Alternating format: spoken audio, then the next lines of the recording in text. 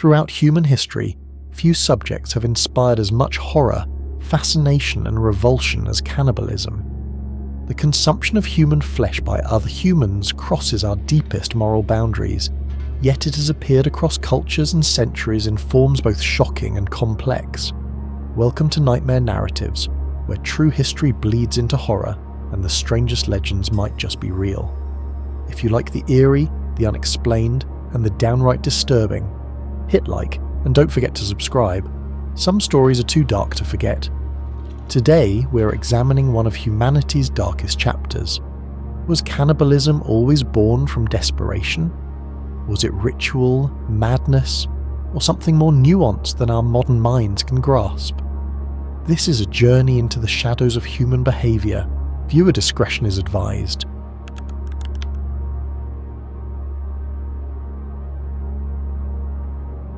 Before we dive into the historical depths, we need to understand that cannibalism isn't a single phenomenon. Anthropologists typically categorize it into several distinct types. Survival cannibalism, the consumption of human flesh during extreme situations when no other food source exists. This is perhaps the most understandable form to modern audiences. Ritual cannibalism, the ceremonial consumption of human flesh as part of religious or cultural practices often believed to transfer spiritual power or honour the deceased. Aggressive cannibalism, yet the consumption of enemies during warfare, intended to demoralise opponents and demonstrate dominance. Pathological cannibalism, consumption, driven by mental illness or psychological disorders. And finally, mortuary cannibalism, the consumption of deceased family members as part of funeral rites. What's crucial to understand is that these categories weren't always distinct.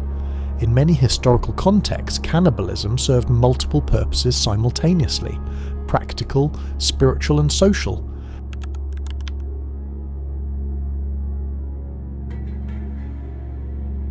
Archaeological evidence suggests cannibalism has existed since the dawn of humanity.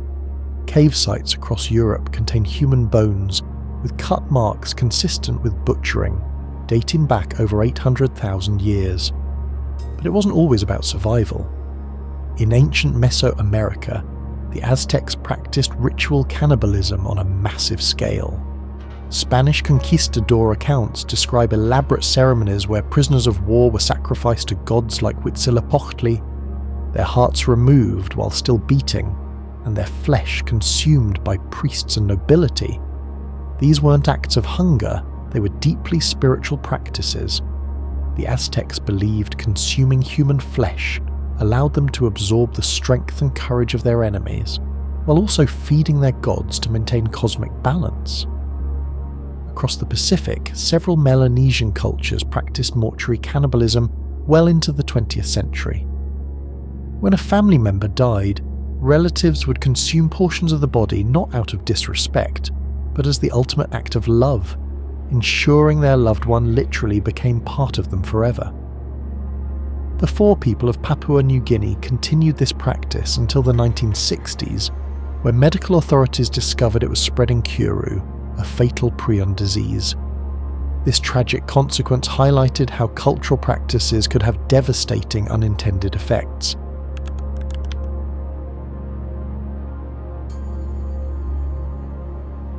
Perhaps no case of survival cannibalism is more famous than the Donner Party. In 1846, this group of American pioneers became trapped in the Sierra Nevada mountains during a brutal winter. With supplies exhausted and rescue impossible, they faced an unthinkable choice: death or cannibalism.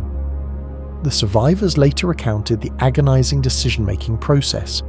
They established rules. Only those who had already died naturally would be consumed. Family members were off limits, but as starvation progressed, these boundaries began to blur. Of the 87 members who began the journey, only 48 survived. Their story became a defining moment in American frontier mythology, illustrating both human resilience and the terrible costs of survival. The sea has witnessed numerous similar tragedies. In 1884, the yacht Mignonette was wrecked, leaving 4 men adrift in a lifeboat. After 19 days without food, 3 men killed and ate their weakest companion, 17-year-old Richard Parker. When rescued, they were put on trial for murder, a landmark case that established legal precedents for survival cannibalism. More recently, the 1972 Andes flight disaster saw Uruguayan rugby players survive 72 days in the mountains by consuming deceased teammates. Unlike historical cases, this tragedy occurred in the modern media age, forcing society to confront uncomfortable questions about survival ethics. What's remarkable about these cases is how normal, moral people can be driven to unthinkable acts. Psychologists note that survival cannibalism often follows predictable patterns: initial revulsion, rationalization, and finally acceptance as a necessary evil.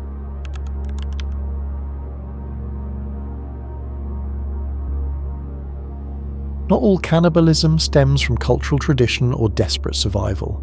History is scarred by individuals whose consumption of human flesh reflected deeper psychological disturbances. Jeffrey Dahmer, perhaps the most notorious modern cannibal, killed and consumed 17 people between 1978 and 1991. His cannibalism wasn't driven by hunger, but by a desire for control and possession.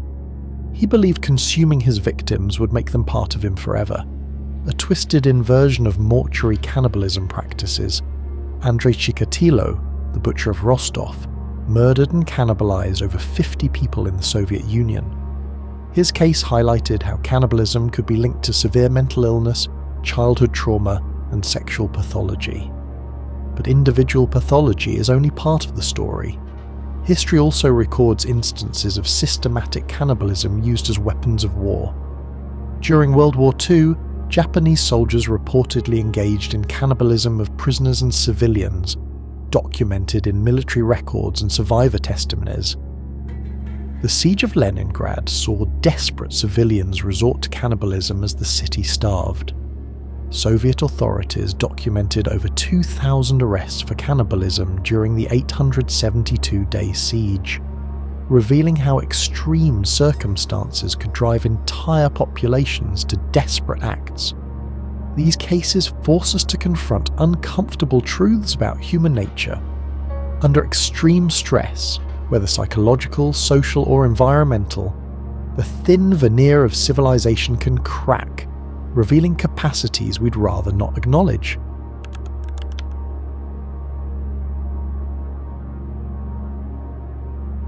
How should we understand cannibalism in the 21st century? Medical science has revealed the serious health risks. Prion diseases like Kuru and Creutzfeldt-Jakob disease can be transmitted through consuming human nervous tissue. This biological reality may explain why most cultures developed strong taboos against the practice. Anthropologists now recognize that many historical accounts of cannibalism were exaggerated or fabricated. Colonial powers often used accusations of cannibalism to justify conquest and cultural suppression. The savage cannibal became a useful stereotype for dehumanizing indigenous peoples. This doesn't mean cannibalism was entirely mythical. Archaeological evidence confirms its existence across cultures. But the reality was often more complex than simple barbarism. Ritual cannibalism frequently served important social functions, reinforcing group identity, processing grief, or demonstrating power. Psychologists studying modern cases have identified several factors that can drive individuals toward cannibalism: severe mental illness, childhood trauma, social isolation, and exposure to extreme violence. Understanding these factors helps us develop better prevention and treatment strategies.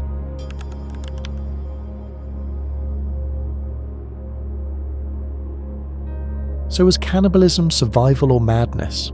The answer, as with most complex human behaviours, is it depends.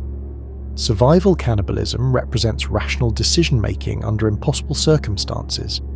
When faced with certain death, consuming human flesh becomes a calculated choice to preserve life. We may find it disturbing, but it's fundamentally logical.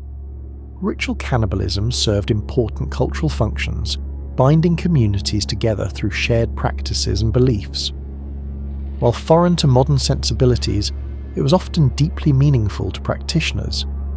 Pathological cannibalism, however, does represent a form of madness, the breakdown of normal psychological and social functioning.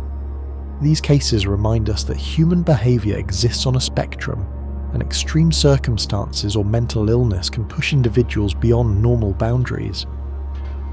What's perhaps most unsettling is how thin the line can be between civilization and savagery.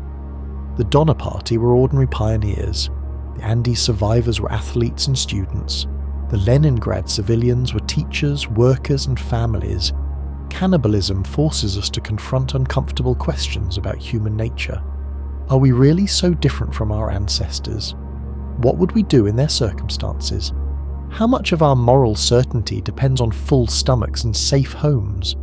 These aren't questions with easy answers, but by studying humanity's darkest chapters, we better understand both our capacity for horror and our remarkable ability to survive, adapt, and ultimately choose our better angels. The history of cannibalism is ultimately a history of humanity itself, complex, contradictory, and profoundly human. Understanding our past, even its darkest chapters, helps us navigate our present and future. If you found this exploration thought-provoking, consider subscribing for more deep dives into history's most complex subjects.